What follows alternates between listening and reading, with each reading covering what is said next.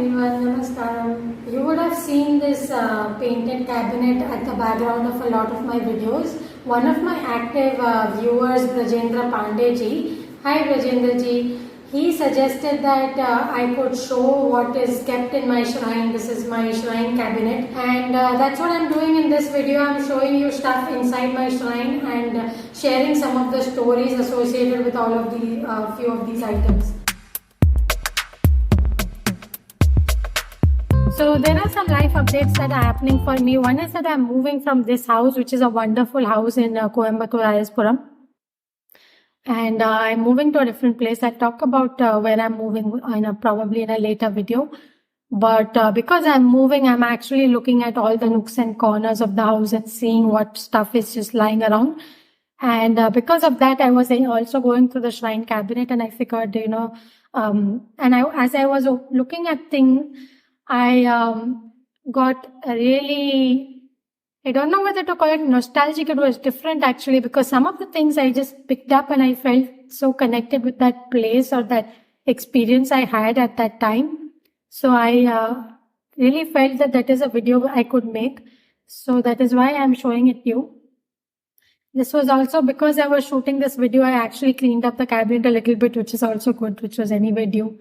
You would have seen the shrine cabinet in my previous videos. You see, it's the painted one. This cabinet is actually very old. It's been in my house for I don't know how many years.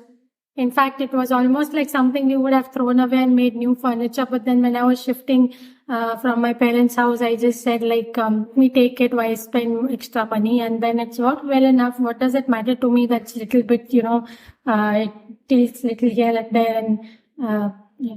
And anyway, after painting, it's looking really good, so I'm very happy with it. Yeah, let's start with the top of my rack. Like the top of the shrine, you would already be knowing, I have my Dhyanalingam yantra. I did a whole video on Dhyanalingam yantra. If you haven't watched that, you could watch that one. There is the Akhand Diya. I have a multiple video series on the Akhand Diya. There is the Devi photo. So anyway, coming to the cabinet, what all is there here? So I have all of these trinkets on this corner, which is the Buddhist, I'll call it Buddhist trinkets, not to belittle them, but things you buy off those stalls when you go to McLeodganj or Spiti or one of those Buddhist places of India, and you have, we feel so nice when we go to those places with all those Tibetan Buddhist flags flying, with the mountain peaks, the stupas. It's really nice. And then we get a few mementos like this. However, I have only a few. I have two of these things, and I have got one laughing Buddha, which I got in an office farewell party actually. And this is another Buddha that I bought. This one I bought from Gangtok. So that's also one of the Buddhist areas of India. But I don't buy all of these stuff anymore because I've realized they just stay in the corner. And most importantly, while they may have some visual significance probably, because when we look at it, we kind of recall the space or, some bhakti may happen. But having said that, I think it just collects in the house, and after a point, it may not do anything. This is the crystal. Actually, don't recall the story of this crystal at all. Personally, I don't like getting into too much of these things like crystals, tarot cards, and there is a whole plethora of those things, which is fine. Maybe for someone it will make sense, but ideally I would like very meaningful things to be here and not some randomly picked item. But anyway, there is a crystal that's here. It brings to mind this Beer Biceps. Ranveer Alabadia had this whole video on crystals, and he spoke about it so seriously. I was a little surprised. So this is my Guru Puja setup actually. This is the red cloth. And there is supposed to be a smaller red cloth, which is probably in the puja room, because I have a puja room in this house. Canva. And of course the set itself, some Samrani packs are there. Now the set, so the set I actually got it from Varanasi. It is not the Isha Guru Puja set, because I traveled to Varanasi a long time back and I thought I should buy something. So that's when I got this set of Guru Puja kit. The other thing I got from Varanasi is hidden in this corner. It's the damru, which is really cool. And I thought damru is very appropriate to get from Varanasi. What do you think? But you know that you play the damru like this, like there's a way to hold it. And then you just have to like this. Quite cool. I don't know, whether this is any traditional way of making, but it looks really nice, and it's also from Varanasi, so that's another amazing thing. Since then, I've realized that the shape of the dabru is also supposed to resemble the two triangles which meet at Anahata. I don't want to go more into it because it will become long and it will digress from this video. But this damru is supposed to be like two triangles meeting, and then the sound should resonate with the anahata. So actually, it's very interesting. So yeah, this damru is exactly here. So this painting I showed you earlier, it was actually I kept it outside. I don't know why it's here exactly. So these are the crocs. These are Sadhguru's crocs. Sadhguru used to wear blue crocs sometime in 2006-07 when I spent a lot of time at Isha Yoga Center, and I was also a full-time volunteer for some time. And then of course I have the Bhairavi raksha kavacham, and I have Bhairavi stuti, turmeric and kumkum from Bhairavi. So this Bhairavi raksha kavacham, I wore it for some time during COVID. I think a lot of us went and bought it. That's when I actually realized that the copper does not suit me at all. Because I wore it and I actually felt sick, which happened to a few people. But in my case, because I analyzed it better, I kind of figured copper does not suit me. Even the ring, right? The snake ring that we have, I actually wore copper rings a bunch of times and I couldn't take it. I did not understand what was the problem. I didn't at the time think it was copper, but I used to, after some time, I just removed it and I kept it. I couldn't stand it actually. And then when I wore the Bhairavi Raksha Kavacham, all of a sudden tube lights went out that I cannot bear copper. I refuse. I just cannot take copper. And then I did the Ayurveda course with Kailash. I did an Ayurveda course, online learning Ayurveda by Kailash. They have an online course, and that actually spoke about some of the properties, and I was able to understand my Vata, Pitta, Kapha constitution and all that stuff.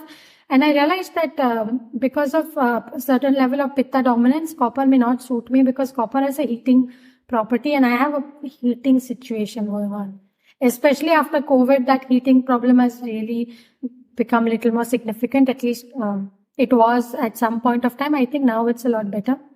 But so copper is a problem. I can't even drink water from copper. I cannot eat from copper vessels.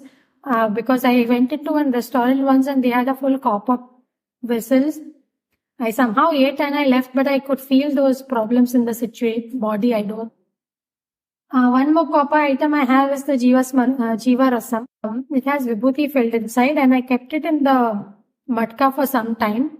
But for some reason, a lot of times it was putting a lot of Vibhuti into the water, and the other thing was that there were other people and they didn't like that water. So I have kept it here, but I think I need to revisit this.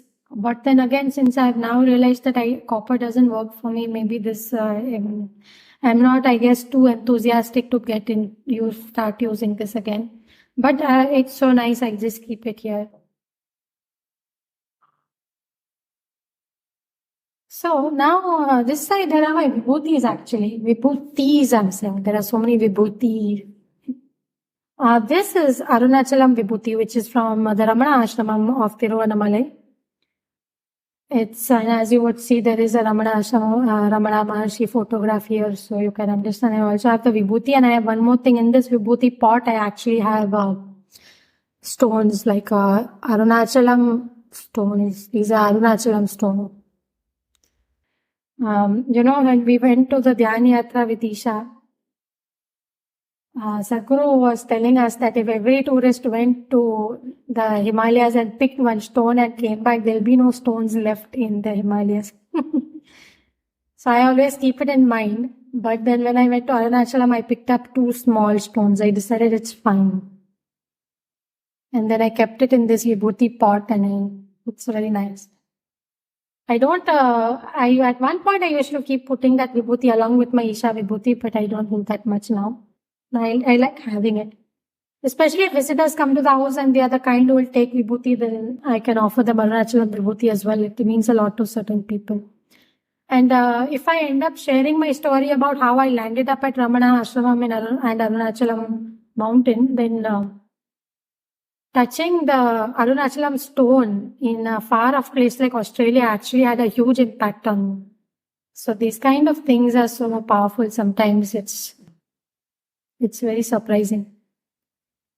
But anyway, that's also a different story. So that's what I meant. All of these things have so much story actually. So that's why I thought this could be potentially an interesting video. Let me know if you enjoy it. Let me know in the comments. It helps me because, what next to, what kind of videos to make, and it makes up, what provides value for you as well. It's really useful.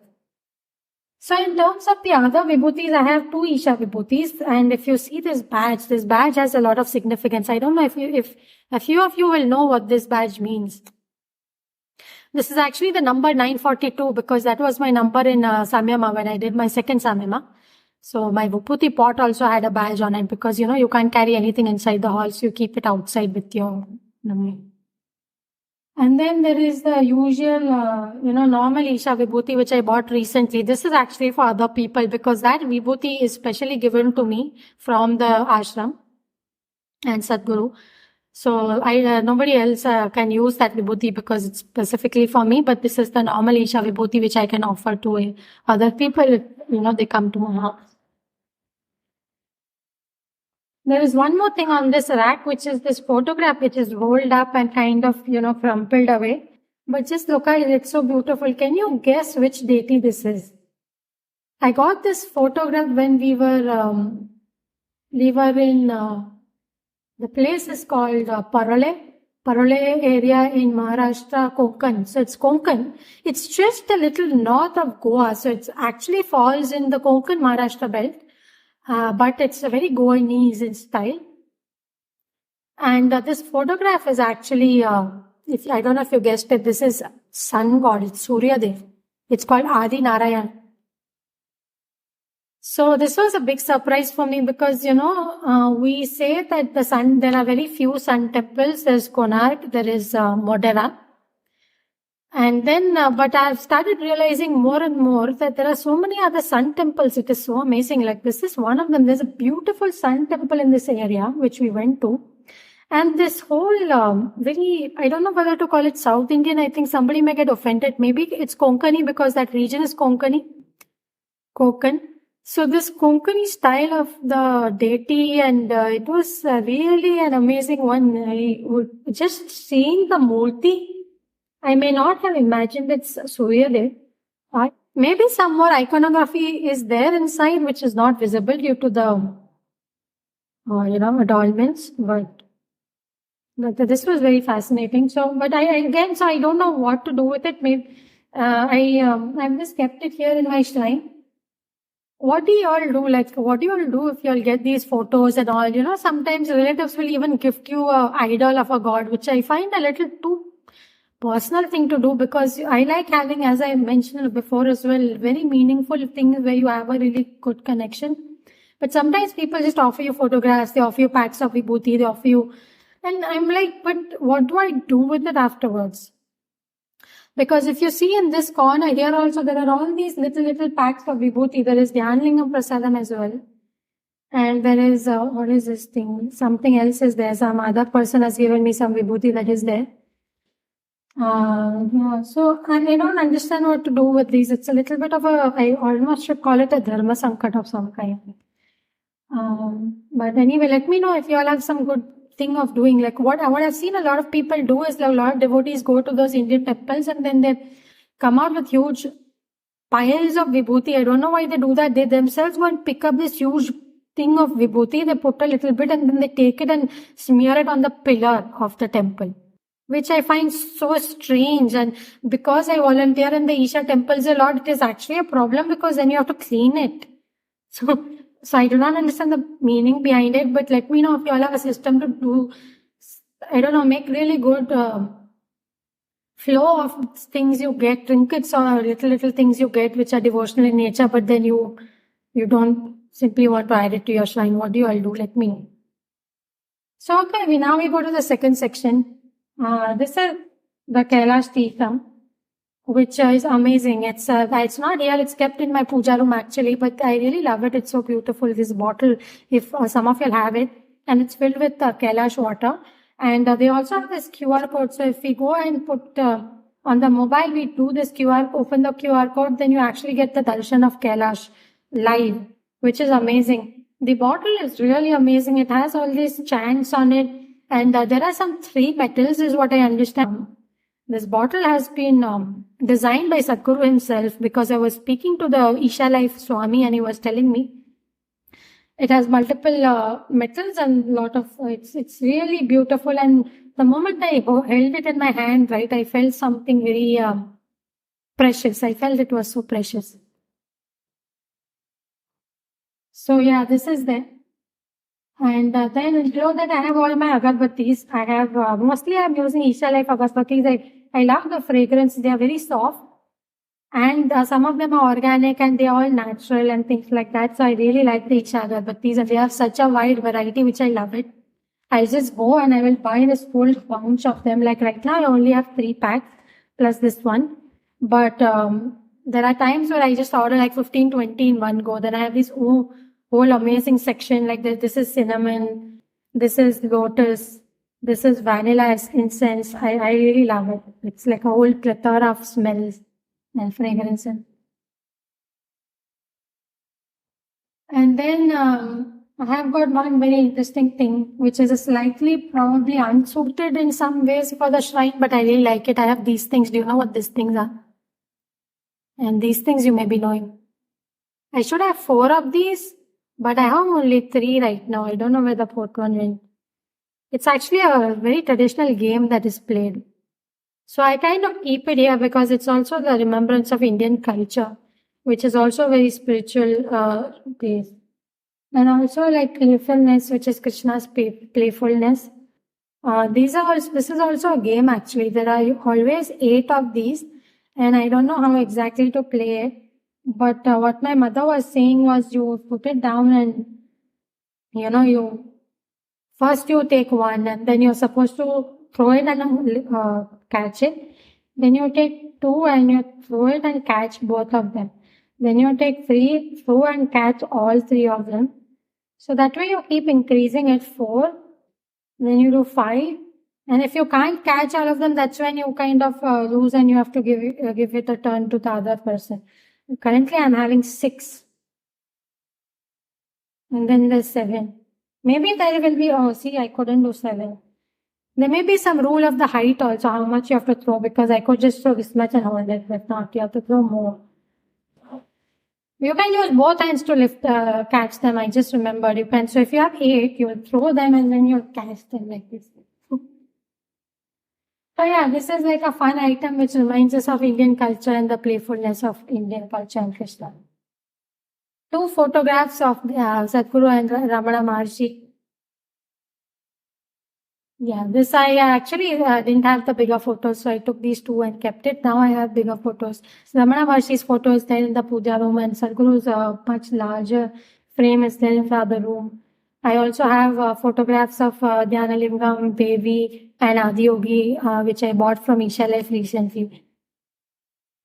And one more special place for this book, which is the Dhyanalingam book, because Dhyanalingam, I have not done a video, but Dhyanalingam is a very, very special place for me.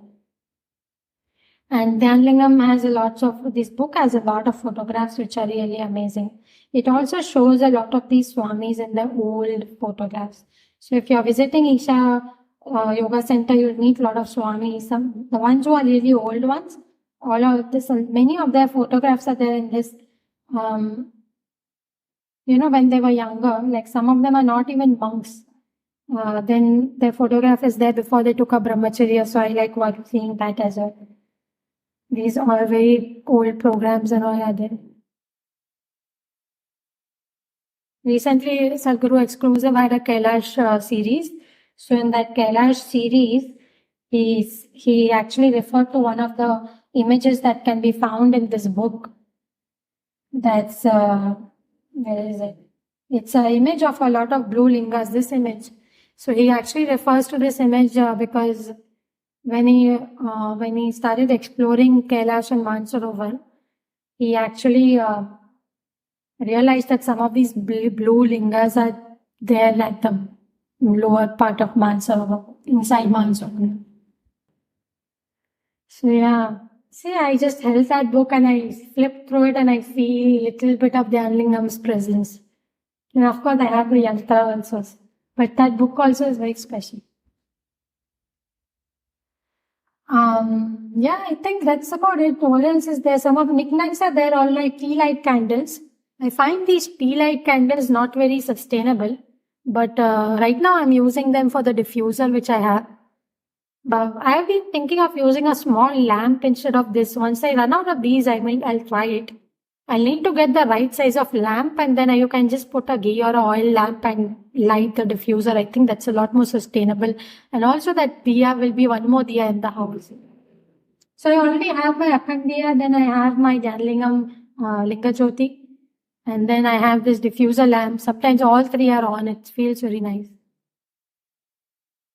And lastly, in this corner, I have some of these cloths. I like to keep separate cloths for shrine cleaning, and the diya requires a cloth. Like a lot of times the oil will spill and all cause trouble. So then I need dedicated cloths which are just for the diya. You see, this is fully oily soaked even. And I have my akhand diya cover over here because I travel, so I'll put the borosil cover in this and take it before. So yeah, that's about it with my shrine. I hope you found it interesting. I don't know if I'm simply rambling on and on, but just let me know in comments. It'll really help me. Thank you. Bye.